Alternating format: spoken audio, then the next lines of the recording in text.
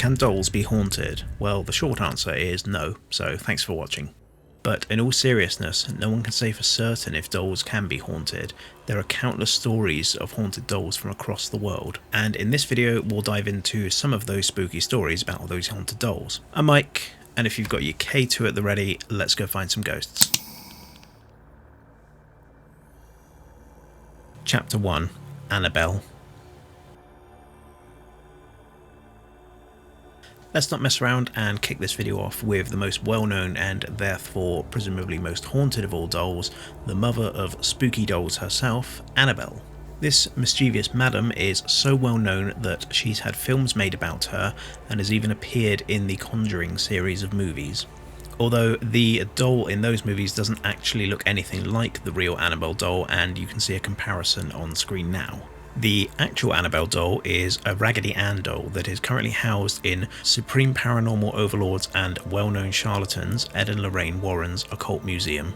According to the Warrens, the doll first hit their radar in the 1970s when a student nurse had said the doll was behaving strangely and that a medium had told her that the doll contained the spirit of a deceased girl named Annabelle.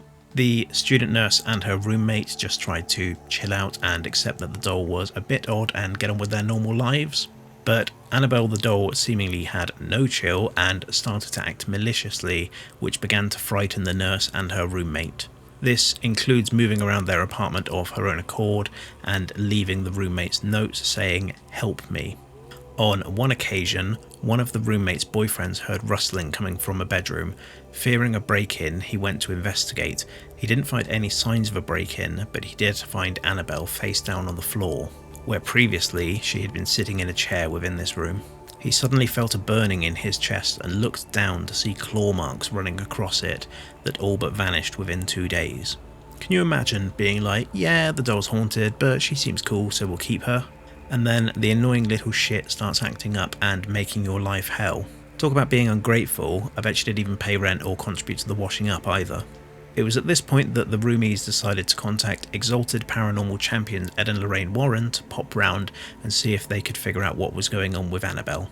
The Warrens obviously declared that the doll was suffering some form of demonic possession, and quickly whisked her off to their occult museum, where she now has her own room in a lovely wooden box with a glass window.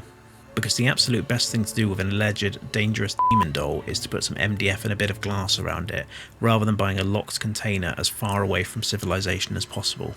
Even Robin Williams sank the board game at the end of Jumanji, although I can't imagine what could be worse between a haunted doll or a cursed board game. Furthermore, while researching this video, I found this picture of Lorraine holding the genuine Annabelle doll. Guys, this thing is so haunted and dangerous that it has to be kept in its own box. Oh, but also Lorraine is quite casual to carry it around. Anyway, the doll was blamed for possessions, a myriad of violent attacks, and 2 near-death experiences. One of the stories surrounding Annabelle goes that a young couple visited the Warrens Occult Museum, and the young lad started to mock the Annabelle doll.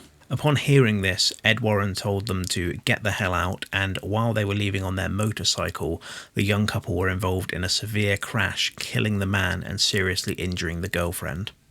The doll remains in the museum to this day, which is now looked after by the Warrens' son-in-law, Tony Spera, and when asked about the Annabelle doll, Tony replied, "Yes, it's the most dangerous object in the museum." My personal take on the Annabelle doll is that a lot of the haunted stories come directly from the Warrens and are unquantifiable and unprovable. And to me, the word of the Warrens and a random medium that Annabelle is haunted or is a huge red flag. As I touched on previously, if this thing is the most dangerous object in a haunted museum that's full of dangerous and cursed objects, then it probably wouldn't be on display in a flimsy wooden box with a thin glass window, and you certainly wouldn't take it on tour. But that's right, Annabelle is so dangerous that she did a tour of paranormal conventions like some kind of paranormal rock star. And I wonder if when people met Annabelle she offered to possess fans for an extortionate amount of money. To me, this is akin to letting John Wayne Gacy out for an evening to display his paintings at a local art exhibition. I mean, he may be an absolute wrong'un and really dangerous, but damn it, he should still be able to display his art. And this leads me to conclude that Annabelle, if dangerous or haunted at all, is nowhere near as dangerous as the Warrens would like you to believe. and while they maintained that they didn't investigate the paranormal for profit, this clearly seems like another lie when you see everything surrounding the Annabelle doll. Chapter 2. Robert the Doll. Robert is the name affectionately given to the doll that you can see on screen now, and he currently is staying in Key West in Florida. Robert comes a close second to Annabelle in the most popular haunted dolls competition. Robert the doll was originally owned by painter and author Robert Eugene Otto, and the doll is believed to have been made in Germany and was purchased by Otto's grandfather while on a trip to Germany in 1904. It was then gifted to young Robert, the boy, not the doll. This is going to get confusing. The doll's sailor suit is also believed to be an outfit Robert the boy wore when he was a child. Robert the boy grew up to be Robert the man before passing away in 1974. The doll was then sold with the house, with one Myrtle Reuter living in the house for another 20 years before selling it on. At which point the doll found its forever home in the East Martello Museum. The doll remains to be a popular tourist attraction due to its haunted reputation that we'll get into now. Robert the doll is believed to possess supernatural abilities which allow it to move, change its facial expression and giggle. And some versions of Robert the doll's origin story state that a young Bahamian girl gave Robert to Robert the man as a gift or as retaliation for some form of wrongdoing. Other stories claim that Robert the doll could move voodoo figures around the room and he was aware of what was going on around him, and that perhaps the doll came to be haunted by Robert the boy blaming his childhood mishaps on him. This is a very interesting idea and one that I haven't necessarily considered before. Haunting by projection. Could Robert the boy blaming Robert the doll have somehow willed it into life as a haunted doll and created the extended Robertverse? According to local folklore, the doll has been responsible for car accidents, broken bones, job loss, divorce, and a cornucopia of other misfortunes. A number of visitors to the museum have also suffered post-visit misfortunes for failing to respect Robert the doll. To this end, Robert also gets letters sent to him apologising for not showing him enough respect. This makes Robert the doll sound like some kind of mafia don who is going to organise a hit on anyone who doesn't show him enough respect. And people have also been known to leave sweets and money by his exhibit as some kind of peace offering. Don Robert the doll also appeared in a marketing campaign to win a grant if the museum got enough votes. Kim Kardashian of all people got involved in this campaign as well on the side of Robert the doll, meaning that the museum won by a landslide. Again, like Annabelle, there seems to be very little tangible evidence of Don Robert the doll being haunted or living up to the claims that have been made about him. Although I must say he is a very creepy looking doll, which may be where some of the haunted association comes from. It is, however, quite nice and compelling that Robert the doll's haunted credentials don't seem to be hammed up as much as Annabelle, and that we're not constantly reminded that he is so dangerous. Chapter 3. Lesser Known Dolls. Let me start this chapter by saying that lesser known dolls doesn't necessarily mean unknown dolls, but more not as popular as the big two in the haunted doll world. This is rather just a chapter on lesser known or less popular dolls. And one of these lesser known dolls is Mandy. Mandy is a doll that is currently housed in the Cusnall and District Museum in Cusnall, British Columbia, Canada. Mandy was given to the museum when her original owner, Lisa Sorensen, gave her up after believing the doll was sinister and evil. And the museum staff claim that Mandy is able to move her eyes and will follow people with her eyes as they walk past. It is also said that any attempt to record Mandy always results in equipment malfunctioning. Okiko is a doll of Japanese origin that is currently kept in the Menenji Temple in Hokkaido, Japan. The doll was originally purchased in 1918 by Akichi Suzuki and given to her sister Okiku, and Okiku the girl decided to confusingly name the doll after herself. The doll originally had short hair, and after Akiku's death a few years later, it is said that her spirit entered the doll. And as a result, the doll started moving by itself and the doll's hair started growing. The family donated Okiku the doll to the Menenji Temple in 1938, and to this day, Okiku the doll's hair has reportedly continued to grow and is now down to her knees, although the monks at the temple do say that they occasionally cut her hair. The final doll to cover in this chapter is Letta the doll, who was originally found in an abandoned building by Kerry Walton in Brisbane, Australia. The name Letta comes from Walton himself, as he named the doll Letta Me Out, because of its supposed supernatural abilities and that it apparently screams "Let me out" on occasion.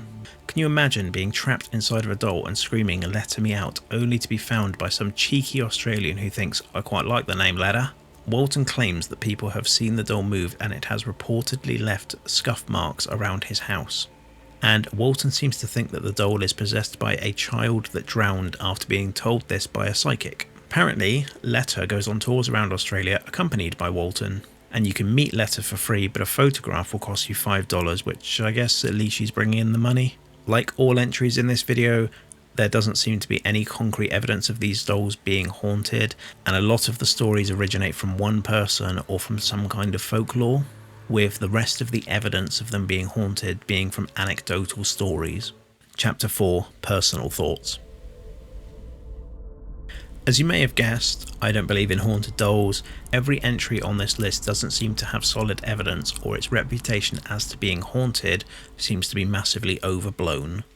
Let's go back to Annabelle. If I was in possession of the doll and it was as dangerous as the Warrens would like you to believe, I would keep it in a locked room under 24-hour surveillance to try and see if I could prove that it was actually haunted. But maybe that would actually make me a bad businessman rather than just spinning a story and charging people to see a really haunted doll. One of the reasons I don't particularly believe in haunted dolls is because of the sheer amount of them. A quick search on eBay shows hundreds of allegedly haunted dolls, some selling for as little as £10, and most of them coming with the disclaimer that they are for entertainment purposes only. To me, this opens up a number of questions, like where is the proof that the doll is actually haunted beyond a little story that comes on a burned piece of paper with them? And if they are allegedly haunted, selling them for as low as £10 seems very irresponsible if it could potentially impact someone's life or state of mind. In my opinion, often these dolls aren't haunted and are just creepy looking dolls, which, let's be honest, most dolls are pretty creepy looking. Two compelling dolls that I have seen footage of are the Grace doll at my haunted hotel and the Mary doll at the Stoke Haunted Museum and Spirit Shop. There's been some interesting activity with the Grace doll at my haunted hotel, but unfortunately when I visited, roommate where the doll is kept was inaccessible due to the Grace doll being too dangerous. I personally think this is a cop-out to try and add legitimacy to the haunted doll's credentials, but without witnessing it firsthand, I can't say for certain if it is haunted. The Mary doll, however, is a doll that I've seen in the flesh, or porcelain if you will. And while I absolutely love the Stoke Haunted Museum and would consider Craig, the owner, to be legitimate and a friend, I personally haven't witnessed the doll do anything that I would deem paranormal or haunted. Although saying that, when we've investigated the Haunted Museum, our investigations haven't been focused around the Mary doll, and like everything that is allegedly haunted, it could have just been a quiet night. As a final thought, I have never experienced a haunted doll, and I would be happy to have my mind changed if I encountered a genuinely haunted doll.